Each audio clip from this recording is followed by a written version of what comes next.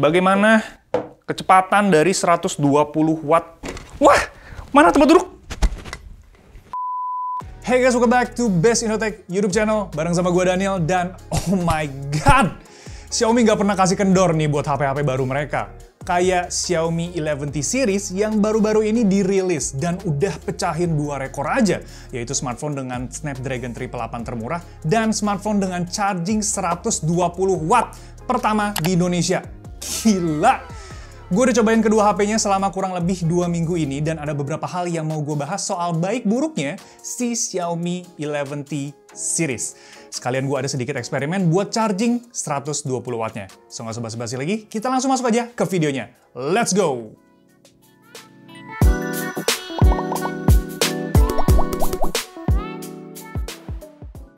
Oke, pertama gue langsung bahas aja chargingnya yang jadi salah satu fitur utama di Xiaomi 11T Pro.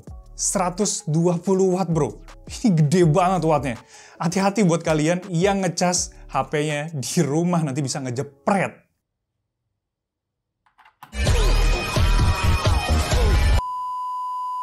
Enggak ya, bercanda-bercanda tadi. Ini 120 wattnya menurut gue gede banget ya. Laptop gue aja itu cuma 65 watt. Ini hampir 2 kalinya. Setahun lalu itu gue udah lumayan mind blown ya sama charging yang 60 watt. Nah ini malah lebih gede lagi dayanya. Yang muncul di otak gue langsung kayak seberapa kenceng sih 120 watt dan seberapa aman buat charging 120 watt. Karena sekarang kan yang fast charging paling kencang itu di 60-an watt ya. Paling ada Lenovo Legion yang 90 watt. Ini langsung lompat ke 120 watt. What a technology! Daripada penasaran, kita langsung coba aja tes chargingnya side by side secara real time 60 watt di 11T dan 120 watt di 11T Pro. Jadi baterainya ini gue udah sisain 10% dan nanti gue bakal isi penuh. Bisa dapat berapa menit nih antara si 11T Pro dan 11T biasa. Biar makin afdol, gue juga mau balapan, gue masak Indomie dan gue juga makan juga. Siapa yang bakal kelar duluan? Kita tes ya. Gue nggak mau kalah nih sama charging HP ini. Kalau gitu langsung kita setup dulu aja ya. Gue charging bareng-bareng, nanti gue minta pertolongan Haris buat bantuin gue colokin bareng-bareng. Let's go! Oke, ini tadi gue udah setup bareng sama si Haris dan ini tambahan aja kalau 120 watt dan 67 watt itu perbedaan dari batok chargingnya segede gini ya, lumayan gede banget ini si 120 watt, segede charger laptop mungkin ya. Bagaimana kecepatan dari 120 watt? Ini yang 120 watt ya, gue colok dulu 120 watt, gue pakai stop kontaknya masih mati ya. Jadi gue colok dulu aja, nanti gue bakal ditimerin bareng-bareng sama stop kontaknya gitu.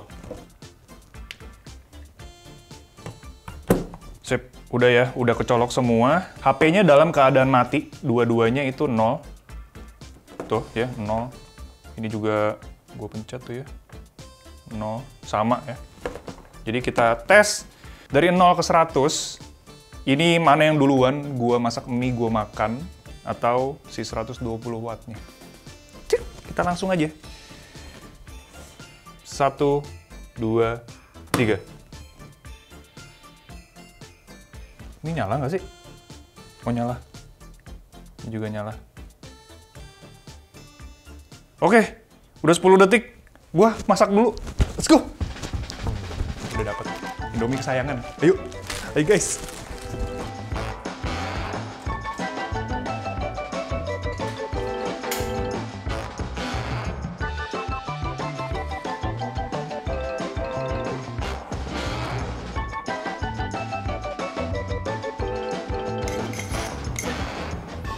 Oke, Indominya udah beres. Sekarang kita langsung lihat aja ke atas. Itu udah nge-charge berapa persen. Yuk, let's go! Oke, kita lihat. Taruh dulu. Bisa berapa? 41. Nih, 71. Wah! Wah! Mana tempat duduk? Panas coy! 100 nih.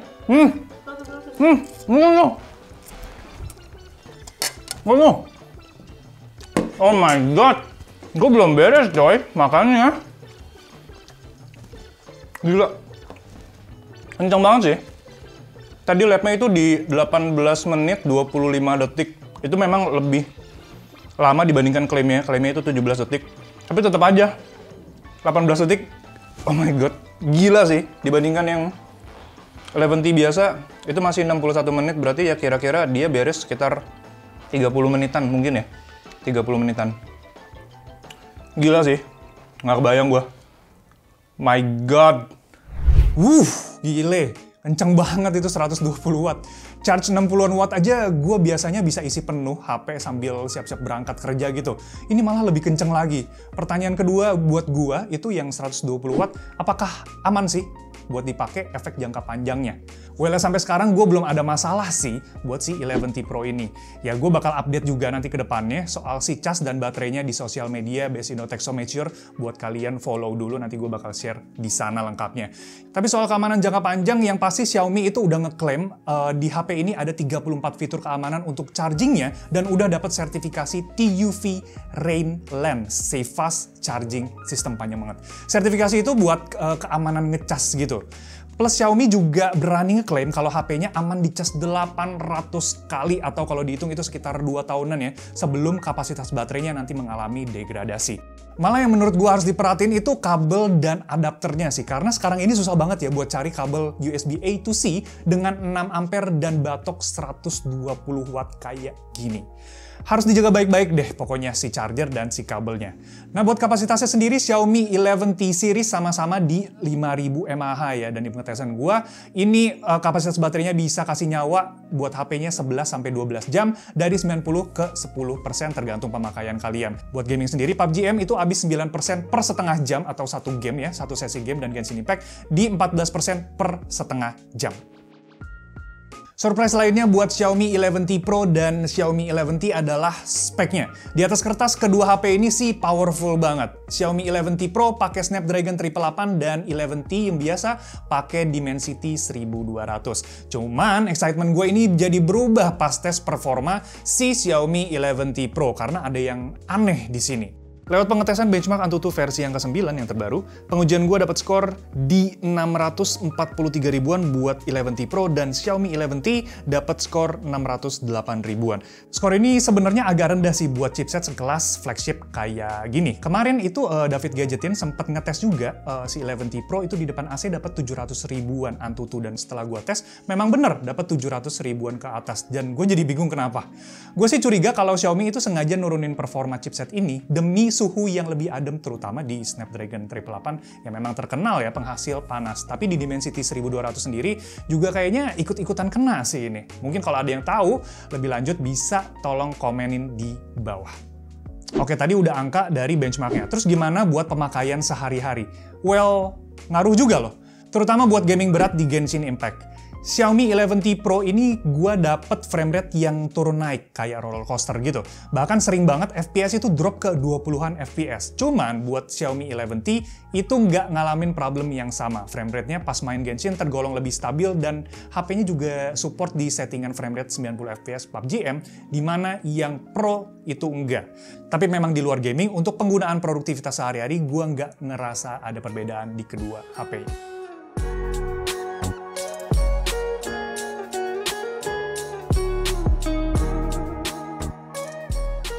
Next buat layarnya. Xiaomi 11T series pakai layar yang tergolong gede ya. Ukurannya 6,67 inci dengan panel AMOLED dot display. Gue kemarin nostalgia nonton Disney Up, itu mantep banget ya di layar HP ini. Warnanya itu sangat vibrant dan pekat. Asik banget di mata. Scrolling di sosmed juga smooth banget nih kayak SPG Gias karena udah support refresh rate di 120 Hz. Dan audionya sendiri ini udah pakai stereo speaker tuningan Harman Kardon khusus buat seri si 11T Pro. Gimana kualitas suaranya? Gue suka sih, terutama buat yang 11T Pro. Vokalnya jernih, high-nya asik, dan bass-nya dapet banget lah buat speaker HP. Kerasa kalau speaker tuningan Harman Kardon di seri 11T Pro ini emang setingkat di atas 11T standar. So yes, selain dari chipsetnya, speakernya ngasih perbedaan yang signifikan.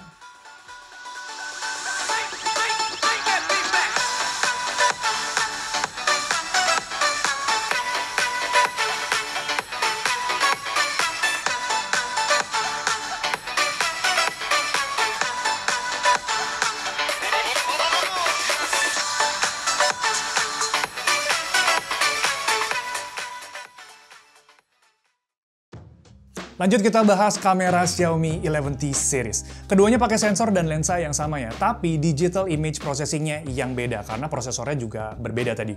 Ini pengaruh loh ke hasil fotonya. Buat main cam, Xiaomi 11T Pro punya hasil foto yang detail dan kontras warnanya baik. Sedangkan Xiaomi 11T lebih ke arah soft. Sama juga buat mode portraitnya ya. Di 11T Pro itu dapat tekstur wajah yang lebih detail dan skin tone yang lebih natural. Sedangkan 11T jadi lebih soft dan warna kulitnya kemerahan. Kalau soal dynamic range, gue suka sama keduanya. HDR-nya kerasa oke buat foto kondisi siang penuh cahaya kayak gini. Detail gedung itu oke banget, sampai ke balkon orang itu kelihatan ya. Dan tekstur awannya itu jelas bingits dengan warna yang vibrant. Nah, beda cerita buat foto low light-nya nih. Foto di Xiaomi 11T Pro punya bloom yang lebih ketara dibanding 11T biasa. Lanjut ke lensa ultrawide, yang keduanya sama-sama lebar dan bisa ngasilin detail yang oke. Nah, yang gue paling seneng adalah kamera telemakronya. Sebelumnya gue udah coba pertama kali si telemakro ini di Redmi Note 10 Pro. Dan gila, gue suka banget. Saat HP lain idealnya makro itu di jarak 4 cm, telemakro di Xiaomi ini bisa lebih deket dari itu. Ngezoom pula. Hasilnya kayak foto bunga itu cakep banget. Foto tekstur pohon juga berasa unik. Dan natural blur-nya gue suka.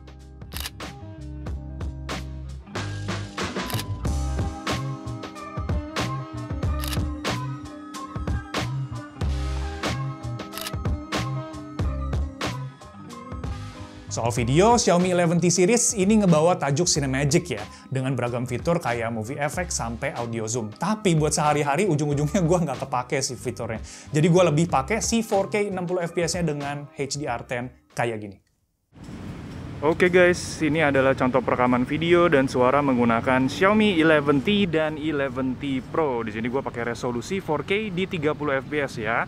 Karena di 11T itu nggak ada pilihan untuk 4K 60 fps, apalagi 8K 30 fps yang itu ada di 11T Pro. Dan selain yang 8K tadi ya, ada perbedaan di fitur HDR10 yang kalian bisa dapetin di 11T Pro. Padahal ya spesifikasinya sama ya, tapi fiturnya malah berbeda. Nah, untuk kualitas dari videonya sendiri, menurut gua si 11T Pro agak sedikit gelap ya dibandingkan 11T biasa. Tapi menurut gua dynamic range-nya malah lebih baik yang 11T Pro. Padahal ini ya balik lagi sama aja ya kamera sama sensornya. Selain itu ada fitur unik nih untuk kamera videonya, yaitu keduanya bisa nge-shoot super makro. Kita coba yuk. Oke, ini dia fitur super makro dari Xiaomi 11T series. Oke, di sini gue pakai resolusi mentok ya, 1080 30 fps, dan menurut gue ini makronya mantep banget loh. Jadi selain foto ini ada video juga, dan menurut gue ini bakal jadi kamera yang instagramable dan bisa dijadiin konten TikTok juga. Bokehnya itu loh. Oh, that's very nice. Sekarang kita lihat yuk gimana hasil dari kamera selfie-nya. Sip, ini dia selfie-nya, dan di sini gue pakai resolusi mentok 1080 30 fps sama kayak yang di super makro ya. Dan menurut gue untuk karakter dari kualitas videonya ini mirip kayak kamera utamanya ya. Yang 11T Pro itu punya shadow lebih pekat dan dia lebih gelap juga. Tapi in terms of dynamic range, keduanya itu bagus loh ya. Gimana menurut kalian soal kualitas kameranya? Tulisin di kolom komentar. Last but not least adalah desain bodinya yang ngingetin gue lagi sama Redmi Note 10 Pro. Gak jelek sih, tapi ngebosenin aja, dan bodinya ini lumayan tebel ya. Thick boy. Buat pilihan warnanya itu ada 3 ya, Celestial Blue yang di belakang gue, Meteorite Grey yang lagi gue pegang ini, dan Moonlight White. Untuk yang blue dan white ini bahan belakangnya itu matte ya, sedangkan yang grey itu finishingnya glossy, jadi lebih gampang nempel fingerprint. Nah, yang jadi notes lagi ini buat gue adalah posisi tombol volume rocknya yang tinggi ini, terutama buat volume up. Jadi gue harus geser HP-nya gitu ya dari telapak tangan buat jangkau volume up-nya. So, concern gue di sini sih bakal kurang nyaman buat digenggam sama telapak tangan yang kecil gitu ya. Tapi kalau udah terbiasa sih bakal fine-fine aja ke depannya.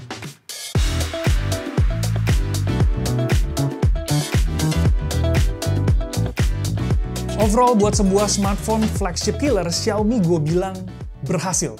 Terutama buat 11T Pro yang punya charging super kenceng yang bikin gue lebih efisien waktu dan pastinya lebih produktif juga.